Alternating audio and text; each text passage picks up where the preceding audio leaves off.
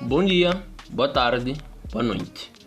Meu nome é Carlos de Yurque, estudante da turma K2B no Instituto Superior de Comunicação e Imagem de Moçambique, o ICIM.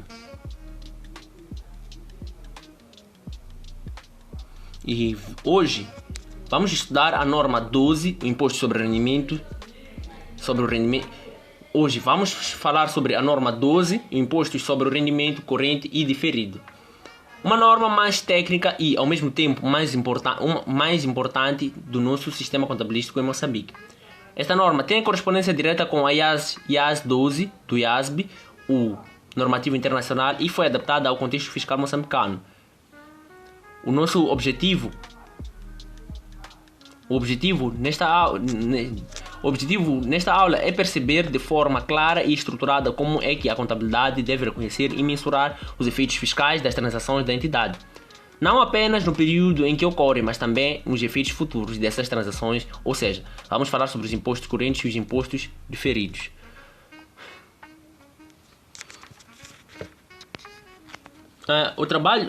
Antes de entrarmos no conteúdo, deixe-me mostrar o nosso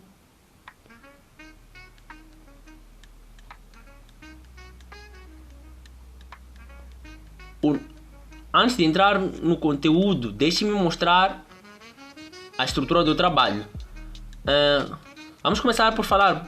Vamos falar primeiro. Vamos falar da introdução e objetivo.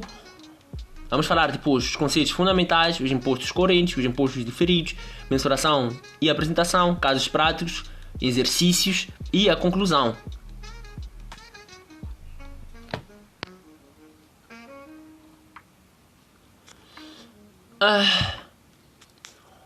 O ponto de partida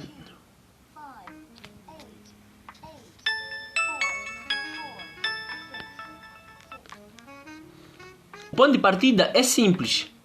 As regras contabilísticas e as regras fiscais são diferentes. A contabilidade obedece às NCRF. O fisco em Moçambique, o RPS, tem suas próprias regras e estas duas lógicas frequentemente divergem. Há gastos que a contabilidade reconhece hoje, mas o fisco só vai aceitar amanhã. Há rendimentos que a contabilidade registra agora, mas que só serão tributados mais tarde. E há situações em que o oposto acontece. A questão que se coloca é esta: como deve ser reconhecido o gasto de impostos? Apenas com base no imposto efetivamente a pagar neste período ou levando em conta os efeitos fiscais futuros dessas divergências? A NCRF 12 responde claramente: a entidade deve reconhecer os efeitos fiscais das transações da mesma forma que reconhece essas transações. Se um rendimento é reconhecido hoje na demonstração de resultados, o efeito fiscal correspondente, mesmo que o pagamento no imposto só ocorra no futuro, deve também ser reconhecido hoje. O princípio-chave que suporta toda a norma está identificado aqui no slide. A entidade deve reconhecer o passivo ou ativo por impostos diferidos sempre que a recuperação ou liquidação da quantia registrada de um ativo ou passivo provoque pagamentos futuros de impostos superiores ou inferiores aos que ocorreriam sem essas consequências fiscais. Em linguagem simples, se hoje tenho um ativo no balanço cujo valor contabilístico é diferente do que a autoridade tributária reconhece, essa diferença vai ter consequências fiscais no futuro e essas consequências têm de ser reconhecidas agora. Antes de avançarmos, é importante perceber o que está e o que não está coberto pela norma 12, nesse caso falando do âmbito. A norma 12 abrange todos os impostos sobre o rendimento baseados nos lucros tributáveis, sejam impostos nacionais ou estrangeiros. Inclui também os impostos retidos da fonte pagáveis por subsidiárias, associadas ou empreendimentos conjuntos, relativos a dividendos que são colocados à disposição da entidade que reporta. Um ponto importante: quando uma entidade recebe subsídios do governo ou beneficia de créditos fiscais por investimento, a NCRF 12 não trata dos métodos de contabilização desses subsídios. Para isso, existe a norma 26, mas trata das diferenças temporárias que podem resultar desses subsídios ou créditos. Esta distinção é sutil, mas relevante. Conceitos fundamentais. Chegamos ao slide dos conceitos fundamentais. Este é um slide de definições, mas não é um slide para memorizar. É um slide para compreender, porque estes conceitos vão reaparecer em cada passo do raciocínio da norma. Comecemos pela base fiscal. A base fiscal de um ativo ou passivo é a quantia que lhe é atribuída para fins fiscais. É o que a autoridade tributária reconhece, não o que a nossa contabilidade registra. A diferença temporária é exatamente isso. A diferença entre o que a contabilidade registra no balanço e o que o fisco reconhece. Reparem na palavra temporária. Não é uma diferença definitiva, aliás. É uma diferença que cedo ou tarde vai desaparecer e é essa natureza temporária que justifica o reconhecimento de impostos diferidos. O gasto de imposto ou rendimento de impostos, conforme o caso, é a quantia total incluída no resultado do período, abrangendo tanto o imposto corrente como o imposto diferido. Imposto corrente é mais direto, é um imposto que a entidade efetivamente deve pagar ou pode recuperar com base no lucro tributável do período. Por fim, a distinção entre taxa efetiva e taxa legal é relevante para a interpretação. A taxa legal é que esta lei, a taxa legal é a que esta lei está na lei. A taxa legal é a que está na lei em Moçambique. A taxa geral do IRPC, a taxa efetiva é a taxa geral do IRPC. A taxa efetiva é a que resulta de dividir o encargo real com o imposto pelo lucro contabilístico antes do imposto. Quando estas taxas divergem muito, isto é um sinal. Há diferenças permanentes, tributações autônomas ou benefícios fiscais que estão a afastar a taxa efetiva da taxa legal. Base fiscal. Vamos agora aprofundar o conceito sobre a base fiscal, porque é aqui que começam as diferenças temporárias. A base fiscal de um ativo é a quantia que será dedutível para os efeitos fiscais quando a entidade recuperar esse ativo. Por exemplo, se tenho uma máquina com valor contabilístico de 200 mil meticais, mas fiscalmente já foram aceitas amortizações de redução da base fiscal para 100 mil, existe uma diferença de 100 mil meticais. Esta diferença será consequência fiscal quando a máquina for recuperada e, portanto, dá origem a um imposto diferido. Atenção, se os benefícios econômicos gerados pelo ativo não forem tributáveis, então a base fiscal do ativo é igual à quantia registrada. Não há diferença, logo não há imposto diferido. A base fiscal de um passivo é a sua quantia registrada menos o que é dedutível para efeitos fiscais em períodos futuros, no caso de réditos recebidos antecipadamente. Por exemplo, um adiantamento de clientes, a base fiscal do passivo é correspondente a quantia registrada menos o rédito que não será tributado, aliás, em períodos futuros. E há uma regra prática muito útil. Quando a base fiscal não for de imediato evidente, aplica-se o princípio fundamental. A entidade reconhece um ativo ou passivo por impostos diferidos, sempre que a recuperação ou liquidação provoque pagamentos futuros, diferentes dos que ocorreriam sem consequências fiscais. Ou seja, o critério de reconhecimento é sempre orientado pelas consequências fiscais futuras. Reconhecimento de impostos correntes. Os impostos correntes são o tratamento mais direto da norma, mas não devemos negligenciá-lo. A regra é clara: os impostos correntes não são pagos relativos ao período corrente ou ao períodos anteriores. Devem ser reconhecidos como passivo se a entidade já pagou mais do que deveria. O excesso é reconhecido como ativo. Há uma situação particular que merece atenção: o benefício de um prejuízo fiscal reportável. Quando a lei fiscal permite que um prejuízo de um período seja utilizado para recuperar impostos pagos em períodos anteriores, seja benefício deve ser reconhecido como um ativo no período em que o prejuízo ocorreu, não quando o benefício é efetivamente utilizado. Por quê? Porque é provável que o benefício venha a fluir para a entidade e pode ser mensurado com fiabilidade. Em Moçambique, o Código do IRPC permite o reporte de prejuízos fiscais para os 5 períodos seguintes. Um detalhe que veremos mais a detalhe.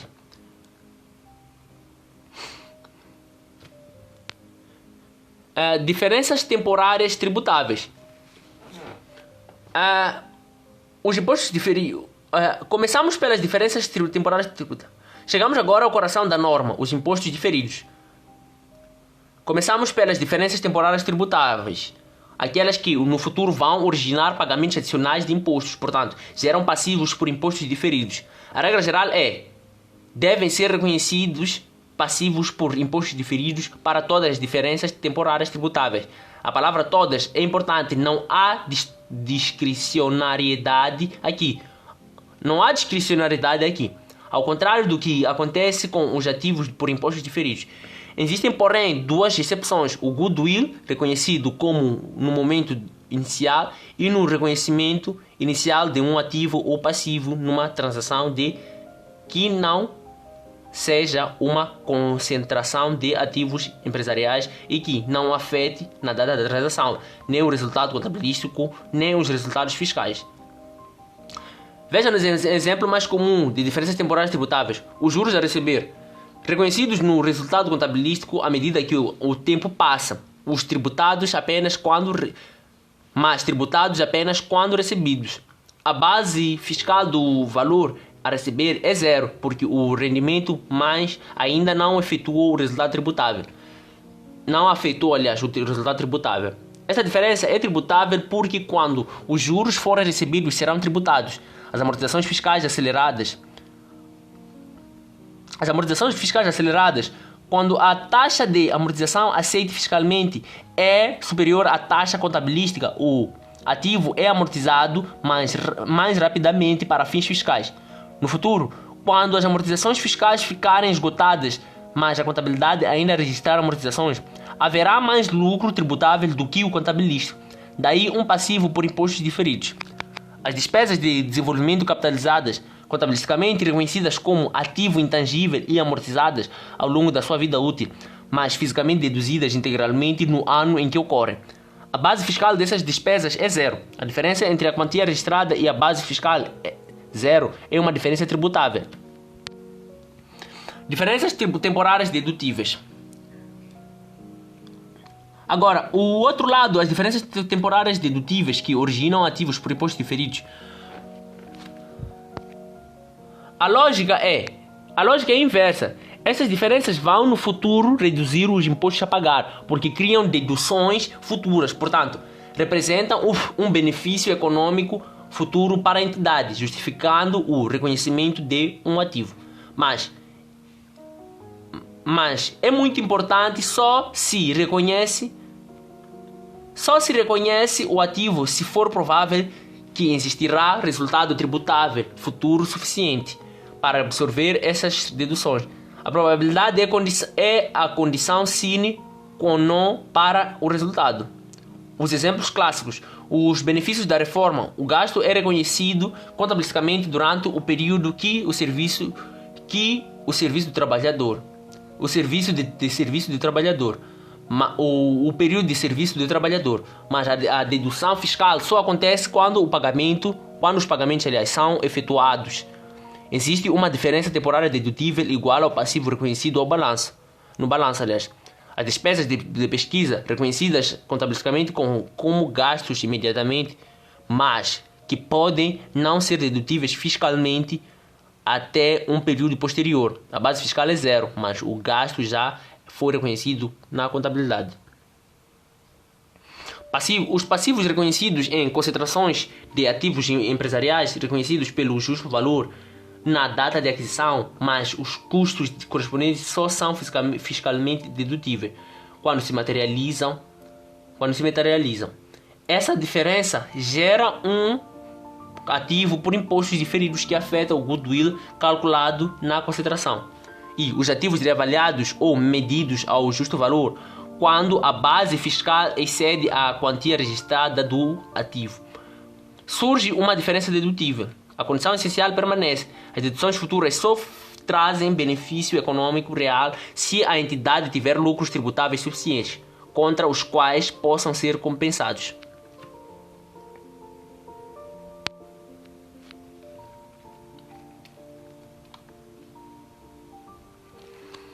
Prejuízos e créditos fiscais não utilizados. A norma é clara, deve ser reconhecido um ativo por impostos diferidos em relação a prejuízos e créditos fiscais não utilizados, na medida em que seja provável que haverá lucros fiscais futuros contra os quais possam ser deduzidos. O problema é que a existência de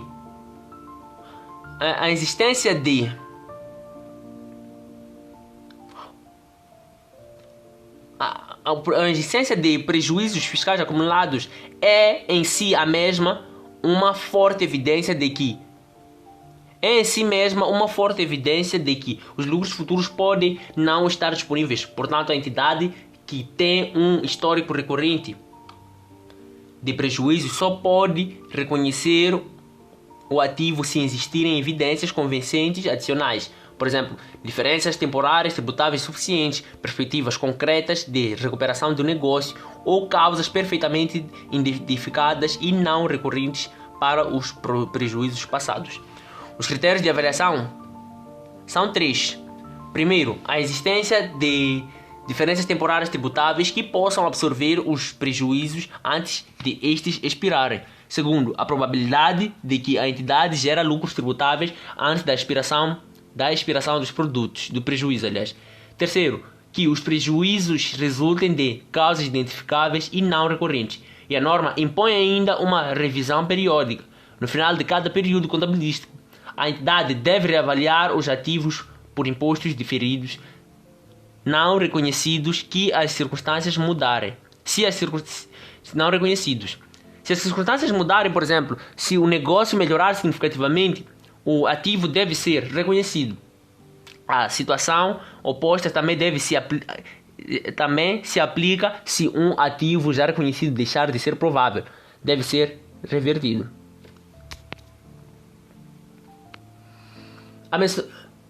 A mensuração de ativos e passivos por impostos. Até agora falamos do quando reconhecer, agora a questão é quanto. Como mensurar? 6 princípios fundamentais orientam a mensuração. Primeiro, os impostos correntes são mensurados pelo valor que se espera pagar ou recuperar usando as taxas em vigor no final do período. Segundo, os impostos diferidos são mensurados às taxas que se espera que vigorarão no período de liquidação ou realização do ativo ou passivo. A norma não diz taxas atuais, diz taxas esperadas para o futuro, baseadas nas taxas já aprovadas no final do período. Terceiro, quando o governo anuncia formalmente novas taxas de impostos para vigorarem no futuro. Essas taxas anunciadas devem ser utilizadas na mensuração, mesmo que ainda não tenham entrado em vigor. Quarto, e este ponto é muito importante, os ativos e passivos por impostos diferidos nunca são descontados a valor presente, ao contrário de outros ativos e passivos de longo prazo. O desconto não é permitido aqui, por razões de comparabilidade e praticabilidade. Quinto, a quantia registrada dos ativos dos impostos diferidos deve ser revista periodicamente, se deixar de ser provável que haverá lucros tributáveis e que haverá lucros tributáveis suficientes e a quantia reduzida se as circunstâncias melhorarem. A redução é revertida. Sexto, a mensuração deve refletir a forma esperada de recuperação ou liquidação. Por exemplo, se a entidade espera vender um ativo em vez de o usar, a taxa aplicável pode ser diferente e a mensuração deve refletir essa expectativa.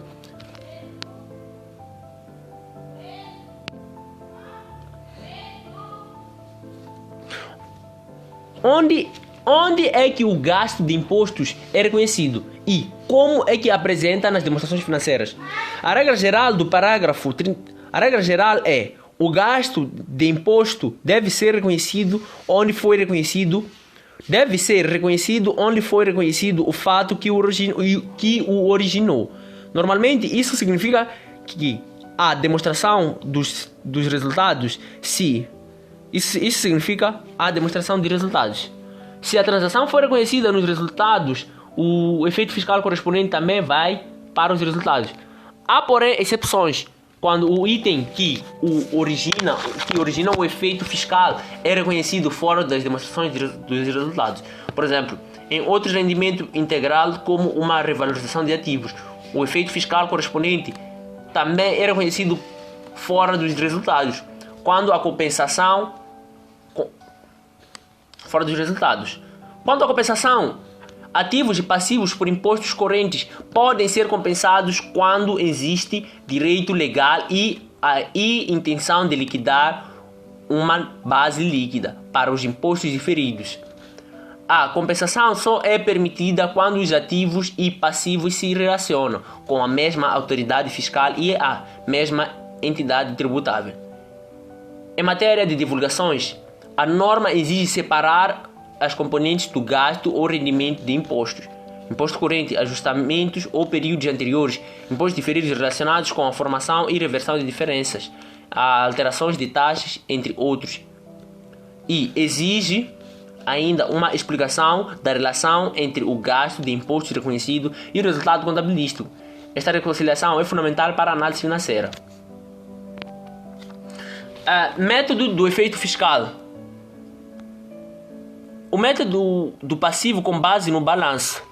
A ideia central é esta. A norma 12 não olha apenas para as diferenças entre os resultados contabilístico e fiscal. Olha para as diferenças entre os valores contabilísticos e fiscais dos ativos e passivos no balanço.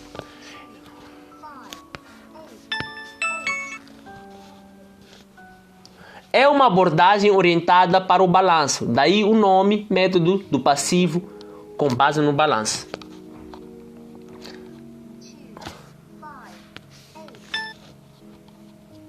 A tabela, quando um ativo contabilístico tem valor superior ao ativo fiscal, significa que no futuro haverá mais tributação quando esse ativo for recuperado. Temos, portanto, um passivo por impostos diferidos. Quando um ativo contabilístico tem valor inferior ao ativo fiscal, a entidade pagou impostos antecipadamente ou terá deduções futuras. Reconhecemos um ativo por impostos diferidos. Para os passivos, a lógica inverte-se. Um passivo contabilístico é superior ao passivo fiscal. Significa que há deduções futuras. Ativo por impostos diferidos. Um passivo contabilístico inferior ao passivo fiscal significa que haverá tributação futura. Passivo por impostos diferidos. E as vantagens deste método são claras. Respeita a especialização dos exercícios. Compensa flutuações nos gastos correntes de imposto, aproxima a taxa efetiva da taxa nominal e aumenta a comparabilidade das demonstrações financeiras entre os períodos.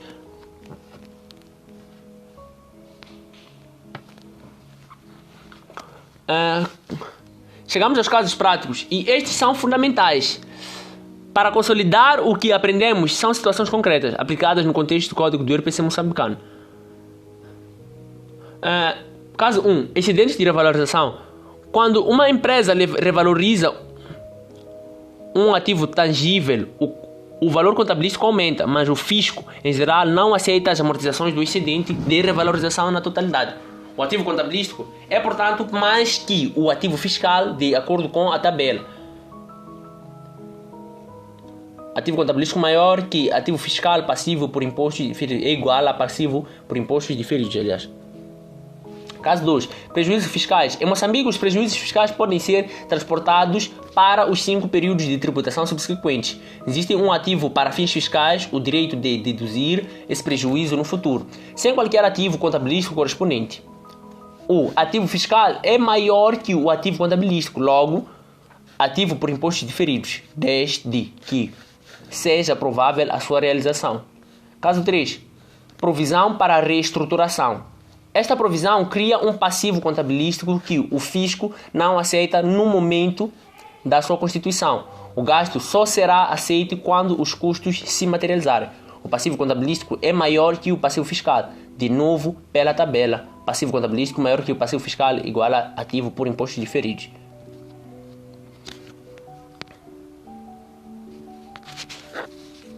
Então, temos aqui agora os exercícios. O primeiro exercício diz, ou o exercício número 1 diz: a empresa ABC teve um prejuízo contabilístico e fiscal em N de 5 milhares de meticais e espera-se que continue a apresentar perdas nos próximos anos.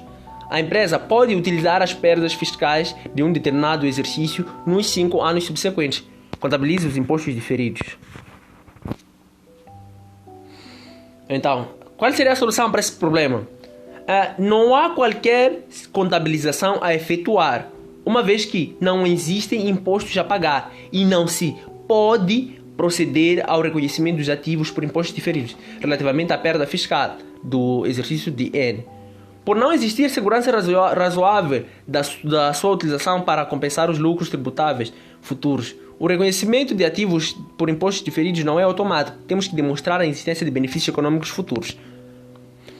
Então, passamos agora para o exercício número 2. Diz, a empresa ABC teve um prejuízo contabilístico em N de 1 milhão de meticais, assim determinado.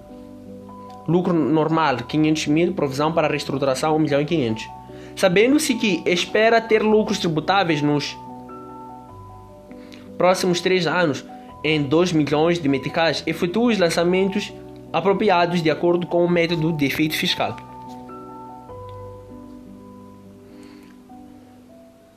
Temos aqui, qual seria a solução para esse problema? O cálculo do resultado fiscal. Temos aqui o cálculo, como é que seria? Resultados antes do imposto era de 1 milhão. A provisão para a reestruturação não aceito para fins fiscais é de 1 milhão e 500. O resultado fiscal é de 500. O IRPC a pagar é de 25, que equivale a 25%, que é 125 mil meticais. Então, a provisão para a reestruturação, aliás, constitui uma diferença temporária, uma vez que não aceite para fins fiscais no período da sua constituição. No entanto, quando se materializarem os gastos que ela se destina a cobrir, eles são normalmente aceitos para fins fiscais. Então, quais serão os lançamentos a efetuar? Temos a conta 851, impostos correntes a debitar com 125 mil meticais, e a acreditar temos a conta 4411, impostos, estimativa de impostos, a acreditar com 125 mil meticais, nesse caso, o histórico fica pelo imposto a pagar. E no débito temos a conta 4461, ou a subconta, aliás, ativos por impostos diferidos, a debitar com 375 mil meticais, nesse caso que é o 1 milhão e 500 vezes 25%, e o crédito, o 25% nesse caso equivale ao imposto, né? O IRPC. E o crédito da conta 85, impostos diferidos 375 mil meticais. E o histórico fica pelo reconhecimento de impostos diferidos sobre a diferença temporária.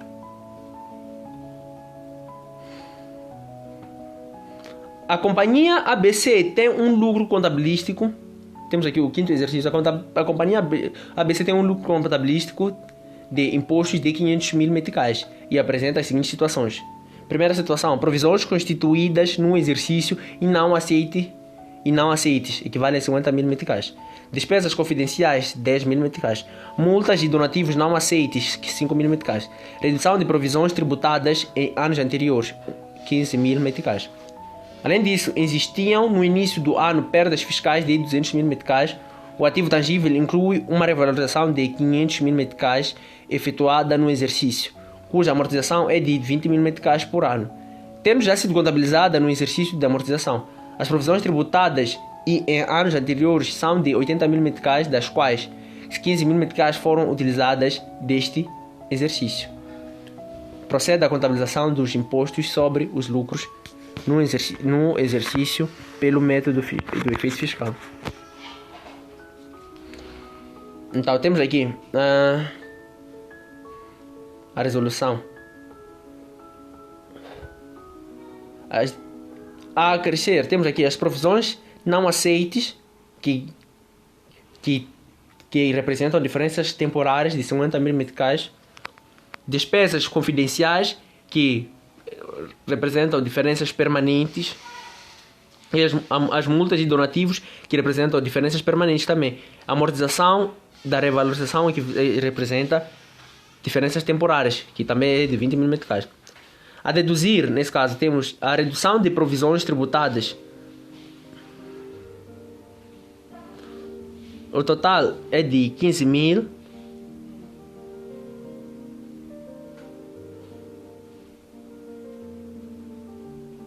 E muito mais. A crescer aqui de 15 mil, a reduzir é a redução de provisões tributadas.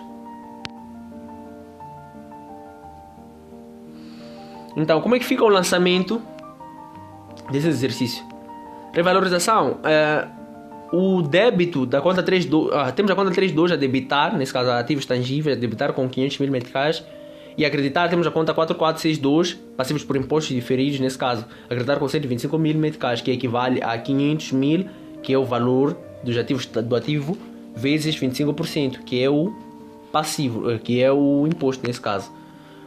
Crédito, temos a conta 56, também temos a conta a acreditar 5621, outros excessos, antes de impostos diferidos. Nesse caso, acreditar também com 375 mil meticais. Somamos a 44 e a 56, passamos a ter 500 mil meticais, que fazemos a diferença entre o débito e o crédito, ou o balanço do débito e do crédito. Pelos impostos, e o histórico fica pelos impostos a pagar. Então, temos aqui o segundo lançamento, fica a débito. Temos a debitar a conta 851, imposto corrente, a debitar com 92.500, e a acreditar temos a conta 44, estimativas de impostos, a debitar com, acreditar aliás com 92.500. Histórico fica provisões não aceites. Então, temos aqui provisões não aceites. Débito de a conta 4461, ativos por impostos diferidos, de 12.500 meticais, que equivale a 50 mil vezes 25% do imposto. Aqui temos a conta a acreditar, que é 85, impostos diferidos. Utilização das perdas fiscais. Débito. A debitar temos a conta 85, impostos diferidos 50 mil, e a acreditar temos a conta 44, ativos por impostos diferidos a 50 mil também. Lançamentos a efetuar, temos aqui redução das provisões tributadas. A debitar temos a conta 85, impostos diferidos com 3.750, e a acreditar temos a conta 44, ativos por impostos diferidos, também com 3.750. Depreciação da reavaliação livre, aliás. A debitar temos a conta 44, passivos por impostos diferidos, 5.000, e a acreditar temos a conta 85, impostos diferidos, com 5.000 também. Assume-se que no exercício anterior estavam reunidas as condições para o reconhecimento de ativos por impostos diferidos. Chegamos ao final e é hora de fazer uma síntese do que aprendemos. A norma 12 não é uma norma que detalhe técnico. Não é uma norma de detalhe técnico sem consequências práticas. É uma norma que tem impacto real nas demonstrações financeiras e na forma como os utilizadores da informação financeira interpretam o desempenho e a posição financeira de uma entidade. Primeiro ponto essencial. A norma garante que os efeitos fiscais das transações são reconhecidos no mesmo período em que estas transações ocorrem. Isto é o princípio da especialização dos exercícios aplicado à fiscalidade. Segundo, o método fiscal, com base no balanço, captura sistematicamente as diferenças entre valores contabilísticos e fiscais, traduzindo-as em ativos e passivos por impostos diferidos. Terceiro, o reconhecimento de impostos diferidos aproxima-se à taxa efetiva da taxa legal e torna as demonstrações financeiras mais comparáveis entre períodos e entre entidades. Quarto, a aplicação correta da norma requer juízo profissional, sobretudo na avaliação da probabilidade de existirem lucros tributáveis futuros e suficientes para a realização dos ativos por impostos diferidos. Esta é uma área onde o contabilista e o auditor têm de exercer julgamento fundamentado.